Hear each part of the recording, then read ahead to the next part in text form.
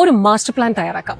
നിങ്ങളുടെ ലക്ഷ്യം നേടാനായിട്ടുള്ള 6 പോയിന്റുകൾ. ഒന്നാമത്തേത്, ആഗ്രഹങ്ങളല്ല, നിങ്ങളെ വ്യക്തമായി മുന്നോട്ട് നയിക്കുന്ന ഒരു മിഷൻ നിങ്ങൾക്കുണ്ടായിരിക്കണം. പ്ലീസ് നോട്ട് പണത്തിനും അപ്പുറം നിങ്ങളെ ആവേശത്തിലേക്ക് എത്തിക്കുന്ന ഒരു കാര്യം. പ്രോസസ്സിൽ വിശ്വാസം വേണം.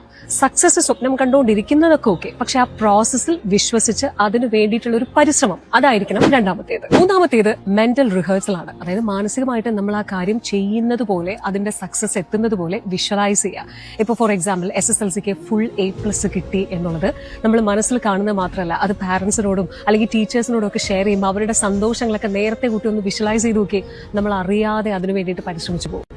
നാലാമത്തേത് ടീം വർക്ക്. ഒറ്റയ്ക്ക് ഒരാൾക്കും ഒന്നും സാധ്യമല്ല. ആരെങ്കിലും ഒരാളെങ്കിലും അതിന്റെ പിറകിലുണ്ടാവും.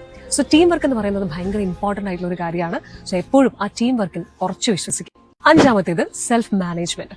അത് നമ്മുടെ സമയം അല്ലെങ്കിൽ ഹെൽത്ത്, നമ്മുടെ ചിന്തകൾ, ഇതിലൊക്കെ നമുക്കൊരു കൺട്രോൾ വേണം. ഉണ്ടെങ്കിൽ നമ്മുടെ ആ പറഞ്ഞ ലക്ഷ്യമുണ്ടല്ലോ, അതിലേക്ക് എത്താനുള്ള വഴി കുറച്ചുകൂടി ഈസി ആയിരിക്കും.